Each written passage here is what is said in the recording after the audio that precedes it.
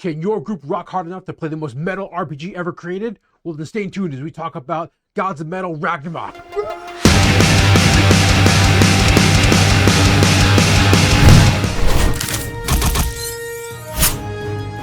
As you know, a few weeks ago, we did a video unboxing our copies, Jared and I's copies of this game. And I was thoroughly impressed with it. Jared even got the DM screen that holds the vinyls, which I thought was really awesome. Highly impractical, but really awesome. Because I'm addicted, I got dice. And we're going to talk about kind of the general overview of what I think of the game. So as we switch over to the cams, lovely artwork, really gets into the aesthetic of this game, really kind of gets you into the theme of what you're going to be doing, and you're going to be rocking hard and doing badass stuff. Just like that guy, just like all these guys. And you can have guns that shoot spears, you can have big fist claws, you can do everything. So first things first, we're going to talk about the artwork, because just like every book, the artwork really gets you kind of invested in the world. And this being as much a funny plus, it's a full-fledged RPG, right? So it's not that it's just like just a funny game that you play with your friends. This is a full-fledged RPG which you can have full campaigns in. So they do have a world already built in, and here's the map of the world as you know it of RagnaROCK. RagnaROCK is the world that you play in. We're going to get into kind of a little bit of the lore, but basically this is one of the two worlds you're going to be playing in. And whoa, just riffs. Just face-melting riffs. Yes! Sorry. This artwork gets me going. But yeah, this artwork, I'm going to go through a couple of bits of artwork here. As we go through, really going to get the aesthetic of this is half you're making a band and half you're making a group of demigods that you're going to do cool stuff with. So the artwork really gets the idea of that 80s, 90s, heavy metal, just awesomeness.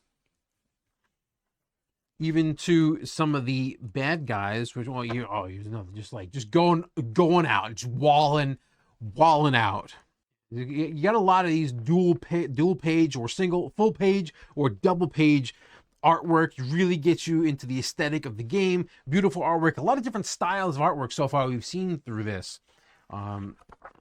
Let's take a look at some of the smaller artwork. Let's look at the bad guy artwork. We can find the bad guys, because what's a game without some bad guy imagery? So we're just going to look at a couple of the images for the bad guys. Oh, look at the cute little dragon. So yeah, the artwork for me really sells the game. Like I said, I don't think I've ever come across a game that I've owned that had bad artwork. But all artwork is relative, and this one, it really gets you in the sense of that world of that, like I said, 80s, 90s, heavy metal, just exudes badassery. And so, number one is, how do you play? So the cool thing about this is actually, we're not going to look at it, because I think if you're going to play this, I think it'll be a cool surprise. But there is an adventure in here, and the adventure helps you create your character, which I think is really cool. And it really gets you into the idea of that this game is a dual, it's like a dichotomy world. There are two worlds. And now we're going to talk a little bit about the lore of RagnaROCK. Now, I'm not going to get into the nitty-gritty of the lore, but basically there is the omnipotent being called the chords, and the chords basically make the universe function. One of its basically lesser creations decides that the chords aren't doing the right thing, and none of the gods are doing the right thing, and it basically takes over the chords and creates Mundania. Mundania, you could assume, is kind of like the real world, but it's even more mundane than you actually think it is. And the idea is that everyone is suffering in the world of Mundania, and some people who are suffering greatly find a pass through to RagnaROCK. And effectively, the RagnaROCK is where your soul self exists and your body still exists in Mundania. So there is actually a mechanic for you to go from RagnaROCK, because RagnaROCK is your badass demigod, and you're going to get powers, and riffs will melt faces and explode mountains. And in Mundania, you're a janitor, you're an office worker, you're a regular schlub person doing regular stuff, and if you get out of line, there are entities in that world that are basically unkillable, that basically put you in line. Think Agent Smith, but even more powerful and unstoppable. And they don't like people stepping out of line. They like you to get your jobs done, your tasks done, and you're given tasks every day. And basically you're gonna like it. And think of it as also the movie Equilibrium. It's kind of a mix of Equilibrium and The Matrix, where like everyone needs to be in line and you don't want to step out of line because you're just removed from society. Like I said, your character eventually finds a way through to Ragnarok, and those two worlds are linked. So there are times where you're in Ragnarok, possibly in combat, and for some reason, either your feedback or your health goes down to their, either your feedback gets too high or you lose too much health, and you're zooped back into the world of Mundania, where you have to complete certain tasks to be able to come back. So this is the idea of like you're dying without dying, but there is permanent death in the game. You can die if you get sent back too many times, or you make too much of a fuss in the mundane world.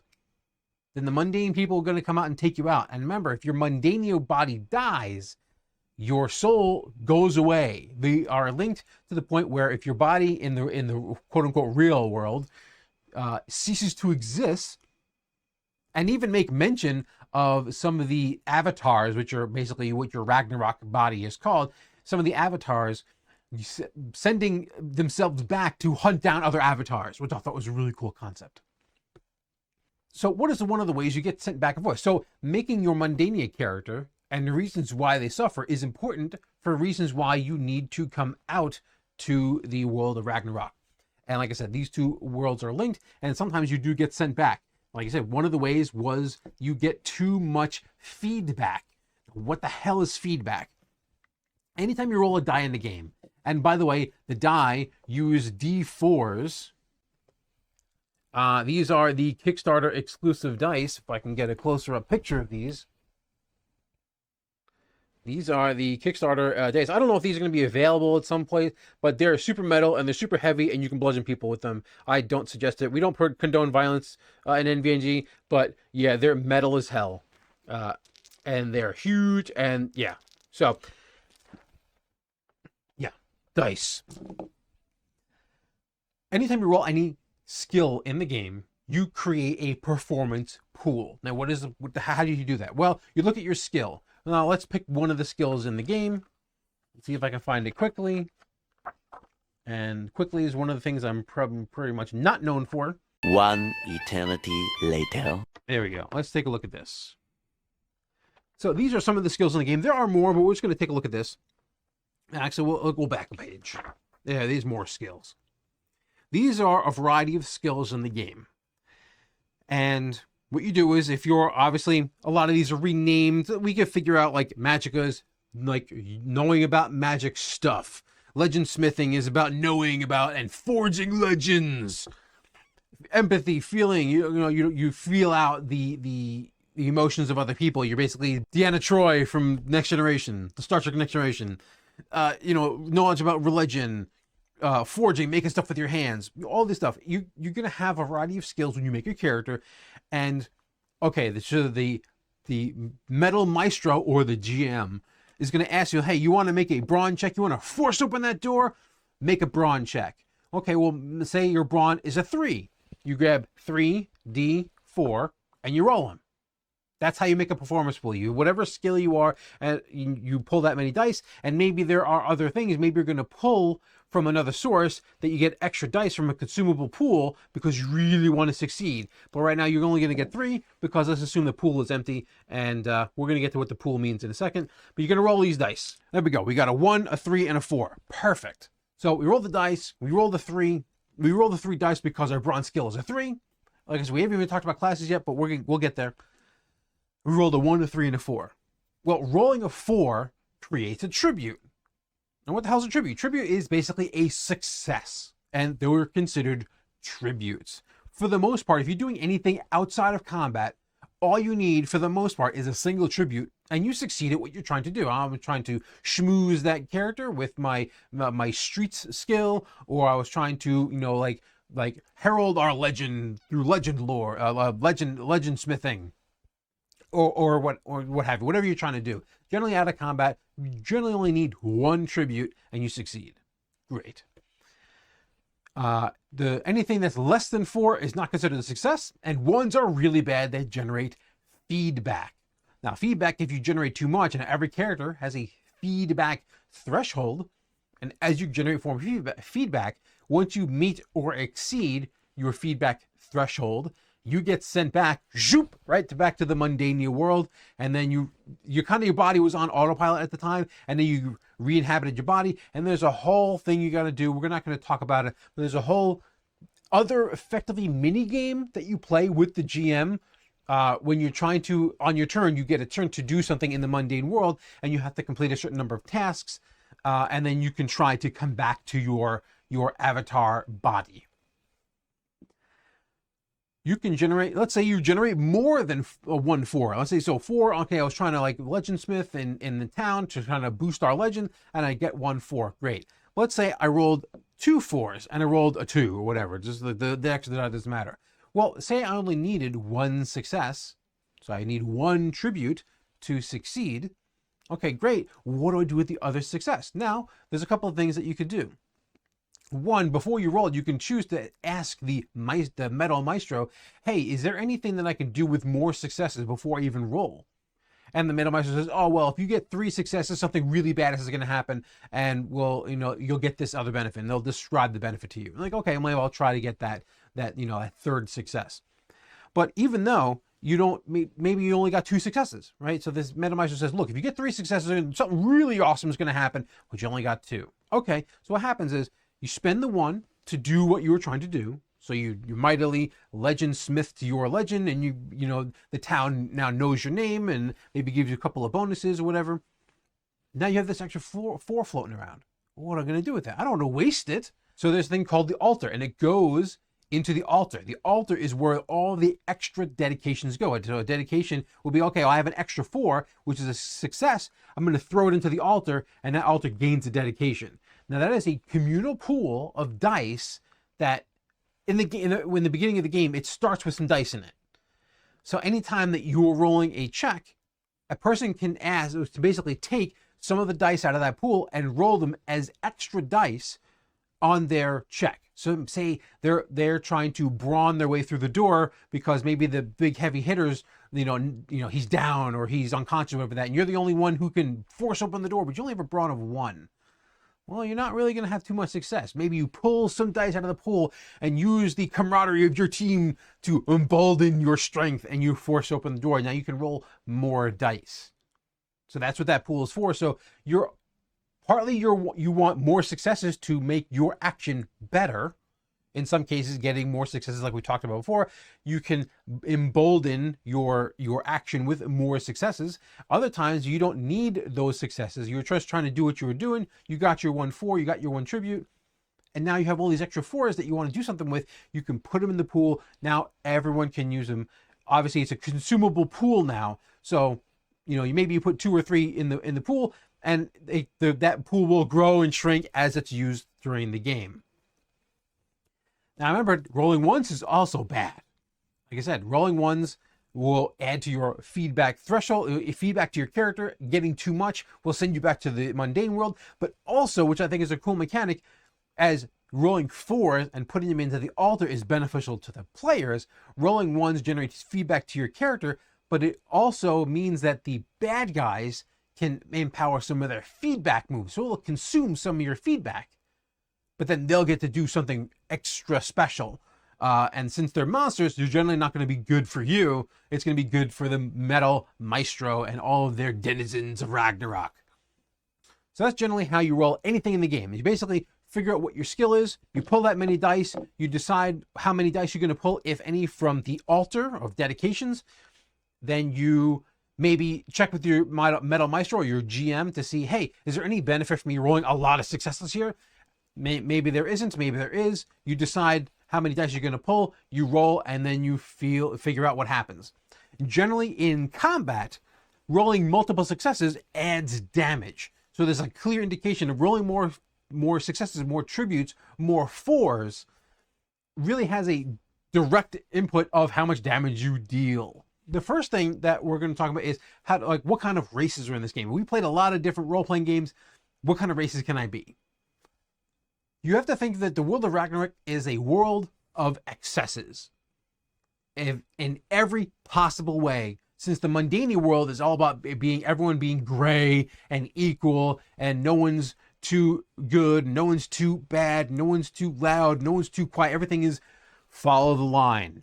Don't stray too far from the line, because the overseers are going to come get you. So Ragnarok is effectively the antithesis of that world. Everything is excess. So there aren't really any races. If you want to be a lizard person wearing a leather jacket with an electric guitar, you can do that. So they even describe in this, the idea is if you even give your character wings, that's great. Nothing that you're going to give your character is going to give you any statistical benefit in the game, but you can have your character look as wild as you think. Look, you want to be, pink scales, and breathe fire, you can do that. Like I said, and maybe you're going to pick up some powers and some power moves that are going to really help you along that concept, where you kind of feel. Remember, even though you're a demigod, you're a fledgling demigod, and you're going to need time to fill up into your role as a badass avatar. We've seen a similar mechanic of like the two diametrically opposed worlds. We even went over it in Die, where you make your character in this world and they get zooped to the other world, where you basically play the game, and at the end of that game you get zooped back. But during the game there isn't too much interaction with the two worlds. It's like, okay, I'm making this character and then making that character, and then I don't really have any interaction with that character over there for a while, and then we're done with the game. Whoop, I'm back. But there's no direct during gameplay back and forth between these two worlds. This game does have a reason. I mean, that game had a reason too, but no gameplay mechanic was associated with that idea. It was really just in the back of your head. You have to have this character and then this other character that you played as your effectively fantasy class. In this, that there is clearly those two characters are connected, and you're going to constantly be flipping, not constantly, but you are going to be flipping back and forth between these two and have to play as the mundane character at some points in the game. So you really have to think about what they do and how disruptive they want to be. And like I said, being too disruptive could cause your character to prematurely expire. Cool idea of like how dangerous is the situation and how much risk are you willing to take. So really cool thing. So at some points, not all your party members are going to be. So effectively, this game has the split the party mechanic built right in. At some point, yet again, not willingly. So it's a really interesting concept to have the two diametrically opposed characters, or maybe not even diametrically opposed. The worlds are diametrically opposed because one is basically the world of excess, and the other one is world of basically status quo. But your characters, to some degree, this is your soul self. Your Ragnarok self is basically the embodiment of what your character wants to be. So there's a really cool concept of the back and forth of this, and how much of your Ragnarok self do you really want to show in the real world, but how much can you really hold back? So really, really interesting mechanic that they have going there. The thing about this game is it's mixing the concept of, we've played high fantasy, very rules intensive games. Dungeons and Dragons, now, as much as people say, I played 2nd edition, 3rd edition, 4th edition, 5th edition. Now the game has gotten easier. It's still a moderately rules intense game. There's still a lot of things you need to know. And it's not to say that this is a rules light game, but we've also seen rules light games like Viking Death Squad, Index Card RPG, Battle Sauce, a lot of these other indie games, Fate. I will say that even Fate rides the line, but the idea of a very rules-light system, this is a little bit of an in-between, because they have things like, we're not measuring things in feet. We're not like counting 5-foot squares. Oh, my character can move up, move down into this room. They do have a concept of distance, but it's very theater of the mind kind of thing. So if we take a look here in the book, we can see here that we have, now, we have here, these are the distances. Now, how the hell would I read this? Well, it's really your character's perspective to whatever you're targeting. So if you're trying to target a friendly and use one of your powers or benefits on your friendly, well, how close am I to that other character? Well, that other character ran into combat and I stayed where I was. So maybe they're in spitting distance, or maybe they're in stage distance, amphitheater distance, or what the fuck distance? And some of your powers are going to reference these distances. So it's really your relation to whatever you're targeting. For us playing from grids, this can be a little bit confusing because now you have to remember, as the GM or the metal maestro, you have to now try to remember, oh, well, they moved up, so he would be next to the bad guy, but the bad guy was this distance from this person, but this distance from this person, and so it can get a little bit confusing. This is one of the reasons why especially a lot of games we play, we use grids. But this is very much theater of the mind, kind of like less noodliness in combat. Just kind of have to keep it in your head. And look, is it really necessary to know if it's grabbing, spitting, or stage? No, make it up. The guy moved away, he moved close, and there's some actions that you can take to change these distances. But just keep in mind on, and for me, I would actually want to print this out and keep this tracker handy so I can kind of like place dice on it to kind of keep track of things. But yeah, so they're like I said, they're very much a theater of the mind. So it's a bridging of the gap between very rules light and rules intensive. There is still some rules that you have to know about the system, but not as many as like Pathfinder 2nd Edition, Pathfinder 1st Edition, Dungeons and Dragons, those kind of games. So that's really just kind of like the feel of the game that you're gonna get. It's mixing a little bit of the rules light with the kind of like a little more rules intensive, kind of like ride that middle line, which we've seen a lot in the past with these games that kind of ride, like even Fantasy Age, 1st and 2nd Edition kind of rode that line of like, we're not as intensive at those games, but we're a little bit more intensive than these games. So that's kind of like the amount of rules you're going to have to know. So obviously everything's in D4s. You don't have to worry about other dice because D4s are the most metal of dice. Try to stepping on one and get back to me and tell me how metal those dice are. Know that going back to getting sent back to the world of RagnaROCK, you also have a meat track, or effectively your hit point track, and depending on how many hits you take is going to determine how many points on your track that you're going to accrue. There is basically a 3-tiered system. There's 3 hits in each level, and once you run out of meat track points, you're going to get sent back to the world of Mundania, and potentially bad stuff could happen.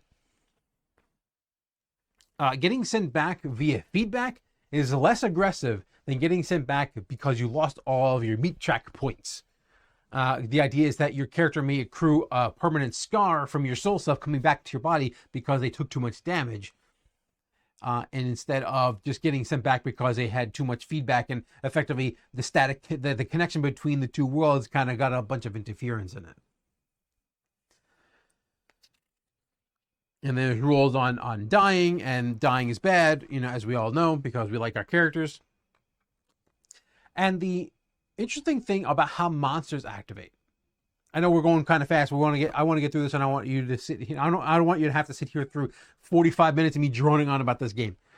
We're gonna go look on how much. This is for the GMs out there, and all of you metal maestros or your GMs out here. We're gonna take a look at this section. The types of enemies, and the types of enemies will tell you how many times that they're allowed to activate in a turn. So I think is a really cool system. Every character is going to roll their speed to figure out when they act in a turn, and then based on their speed, they can act. But certain types of enemies, as you see, horde enemies are like minor threats and grunts, schlubs, a significant member of a horde, so maybe a leader of a horde, maybe a goblin lieutenant or something like that, or whatever monster you want to use. And then you have elite monsters, boss monsters, and legendary. And as you see, the horde can activate once per round as a group or as a swarm, and there are rules on what that means. A schlub activates once per round. So once the schlub activates, they can't activate until the next turn. Now, when they activate is based on their speed. Like I say, elites can activate twice in a turn, generally between turns of players. The Metal Meister will determine, it's like, okay, you finished your turn. Okay, well, once your turn's done, I'm going to have this elite activate and do something cool. Bosses can activate every after every player's turn and may harmonize with a single enemy, a horde, or a schlub enemy. And what's harmonize? We're going to get to that in just a second. And the legendary can activate after every player's turn and may harmonize with a single enemy, an elite, or a boss monster. Now, you're going to see here a lot of music and metal references when it comes to this game, because obviously music is very much tied to the lore of this game, being the fact that the greatest of all beings of the universe is called the chords. That when you harmonize, now the players can harmonize as well, or the enemies can harmonize. Only the bosses and the legendaries can basically start the harmonizing. Is that when multiple characters, or in this case monsters, can activate at the same time and sometimes combine their efforts. And that's what harmonizing is you combining your efforts together. Now, you and another player may say, hey, you're going to do your thing, I'm going to do my thing, but you have the choice of harmonizing and doing an action together, potentially activating some really powerful moves that you'll eventually unlock through later levels as you level up or gain notoriety, as the term for this game uses levels. And there are some moves that you must harmonize with other players. And there is a way for you to move around with there's an action that you're allowed to take that you can adjust your place in the initiative order. So you can try to harmonize. So you're not always worried about the luck of the dice in trying to harmonize with another player. Like, oh man, you get a combine of a 6 and I got an 8. Oh man, we'll never be able to harmonize. There are ways you can manipulate that track. It just costs you some actions. And then that's something you can consider doing on your turn. Power moves. Now, some power moves are going to come from the god you worship, and there are the 6 gods. There are also rules in here about how to make new gods, as in like new metal. Ha ha ha ha ha. But you're going to get a general power move, a positional power move. A position is your class, and a tonal power move, which is basically a power move granted to you by your deity. And power moves are things you can do. Sometimes they cost you tributes, sometimes they cost you dedications, and they tell you when you can use them, but they're basically moves that you can do that are above and beyond what you normally could do with a regular action. And they're based on notoriety, so you have to have a certain notoriety or level to be able to acquire these moves. So obviously you start at, unlike other games, you start at level 1. You start at notoriety 0. You are a 0 level, a 0 notoriety, but you are a demigod, so I guess it evens out, right? So here are the general. We're going to start here at the general power moves, and you have all the different legend here, where it tells you what everything does. And there are, as you see, you can already see, you can do upgrades as you level up. As you see here, you're going to gain upgrades as you level up, and you can get more general power moves, more tonal power moves, positional power moves as you gain. If you survive, you have to survive as you go up in notoriety. So these are a couple of the general power moves. Obviously, this one you can use out of combat or in a combat as a cool thing, and this one you can use out of combat or in combat as a basic thing. Those are the 2 types of actions that you're going to have in the game. So on your turn, you can do a basic thing and a cool thing. And then there's a list of in back here somewhere in the book that tells you kind of a list of like what is considered a basic thing, what's considered a cool thing. As you see, these give you special powers. Now, obviously, you only get at first level at notoriety 0. Excuse me.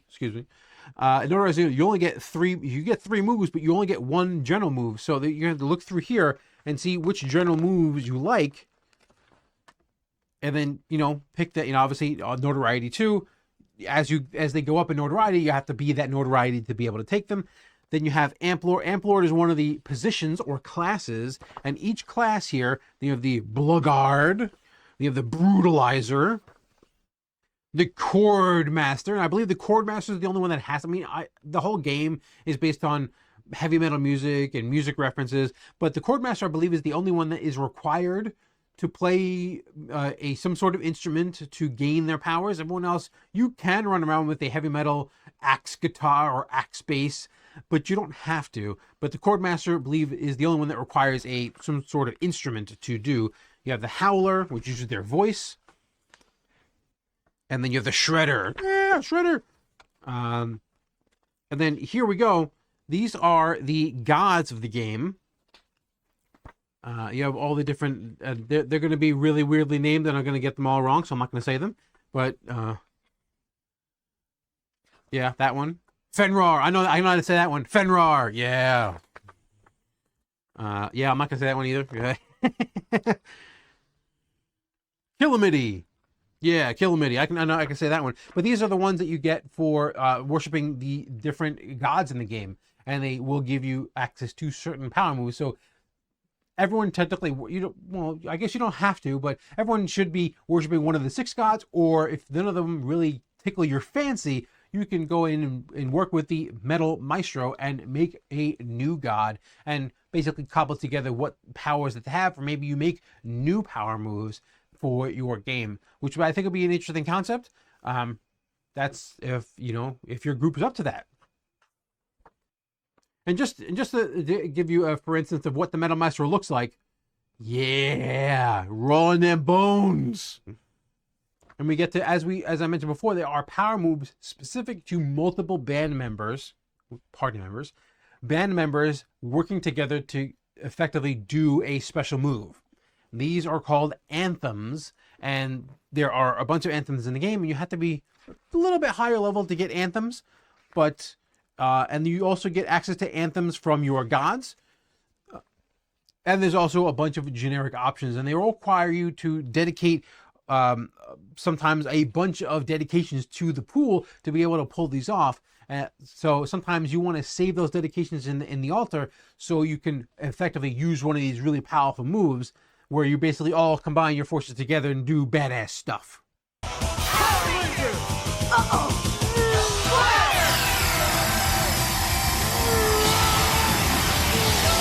Now, just like any game, any role-playing game, what would it be without cool gear? As I flip this thing over, there is a gear system in the game. So the gear can make you get bonus dice to your skill rolls. They can also give you access to power moves that you normally wouldn't have access to. Or maybe they improve a current power move that you already have access to. But the idea is that your characters aren't worried about money. Your characters are worried about amplifying their power. The idea is that if you have like your ancient grandfather's blade of power, you're not going to throw it away because you got a +1 sword that's just all around better than your old grandfather's sword. The idea is that you consume the power of these items into you, and basically that lets you soup up some of your other gear. So maybe you find a really cool piece of gear, but nobody wants it. You basically can consume it, or basically a part of your effectively soul, and consume it into your body, and that lets you supercharge or charge up some of your other gear. And they even talk about, is there a gold system in the game? And the idea is that yes, but that's not your desire. You use gold, like I think it's called RagnaROCK. I think is what they called it.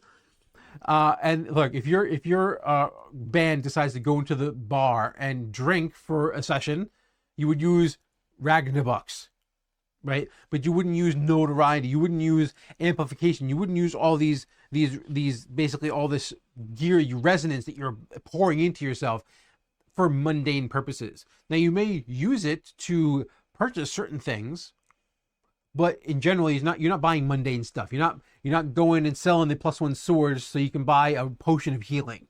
This isn't that kind of game. And it also goes into that the Amp Lord, one of the roles or the positions, the classes in the game, can get a little bit more out of amplifying and consuming these items because they're basically the gear class. So they get more out of they're more efficient at consuming and powering up their items. And there's a whole GM section on how to deal with pacing. If you want a faster game, if you want a slower game, if your party members, if your players want to level up faster or slower, it kind of gives you a feel of the game. It also tells you how to create new gods. And also give you, because the fact that there is a mechanic that literally can remove some players from the game for a short time. And it even goes into what happens when you're effectively breaking up the band or splitting the party, as one say, as you go through. And there's here we're only going to go through we're only going to go through this one here. So we have horde enemies, and like I said, there's information and rules on what that means to be a horde enemy, but you have the strategy that they use, their stats, the important stats you're going to need to know, the basic things they can do, and the cool things they can do. And there is also generic basic and cool things that the monsters and the players can do, but these are the special to the horde of boneheads, the skeletal warriors, or the flying eye demons. And anytime you see speed, that's how many dice you roll. So anytime you roll initiative, you roll 5d4, and that's your initiative that you start with. But if you wanted to modify your initiative spot, you roll your speed value, and that's sometimes why you need to roll your speed value to see if you can succeed or fail in trying to get your speed to be able to modify your initiative spot. You have tolerance. This is how much damage is reduced. So if you don't beat their tolerance, it doesn't count as a hit. This game uses hits instead of actual hit point damage. So your weapons don't do hit point damage per se, but the question is did you hit? It does a certain amount of damage, and if damage gets through, that's called a hit. And then tolerances will reduce that number down, and if you reduce the number down to 0 or below, it doesn't consider a hit. Basically how the damage function works. And obviously you have Mtrek. These things only have 1 hit point, but they're pretty tough because they're real wily and fast little buggers. As you see, this one has tolerance 2 and has a Mtrek of 1. They're horde enemies. They're designed to be slaughter for you.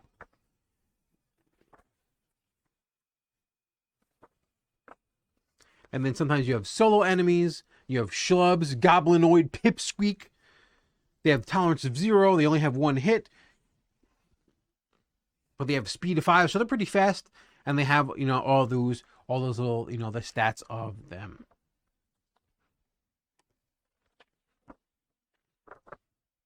I want to keep some of the higher level and more awesome enemies a secret, so when you fight them yourself, you will be surprised. Because I think it's the best way to play an RPG is to be surprised. There is a whole chapter here on the world. Obviously, we saw the world map, but there's a whole chapter on what the world looks like in RagnaROCK and how to play in that world. So it gives you the Metal Maestro or the GM a good starting off point to kind of create your world in the world of RagnaROCK and Mundania. So as you've seen throughout the book, this book it's a RPG and it functions as an RPG. But it also has a sense of humor, and it doesn't really take itself way too seriously. And that indication on the back of the book really tells you that this game definitely doesn't take itself seriously. It's supposed to be a fun time. You can use this as a in-between for your big games, or hey, hell, if you are all metalheads and you all love this kind of aesthetic, and you like the idea of being able to being stuck between 2 worlds and going back and forth and having to deal with being a mundane person in the world and having to do menial shitty tasks to be able to get back to your epicness of your demigod body, then this may be a game that you might want to take a look at. It's got the aesthetic, it's got the artwork that really pulls you into the game, it's got a crunchy enough rule system where I don't think it'll get boring right away, but it's also loose enough where you can basically just have fun in it. And you're not worried about, oh wait, did I move 5 feet too many so my whole turn is done? I can't get to what No, this game is about being awesome all the time. But then having awesomely bad stuff happen to your characters and having to deal with going back and forth through that world. So if this is something that's up your group's alley, I highly suggest taking a look at it, maybe even picking up the PDF and seeing if it's something that you guys are willing to get into. And if you play this game, you're gonna all give the love to the D4s to this game, the D4s that are only ever used in Magic Missile. But that's only this person's opinion about this game. If you've played or have opinions about this game, sound off in the comments below. And if you liked the content that we've been making, give us a big ol' subscribe. This is Steve from Nothing Ventured, Nothing Gained. May your die rolls be crits and may you always roll max damage. See you later.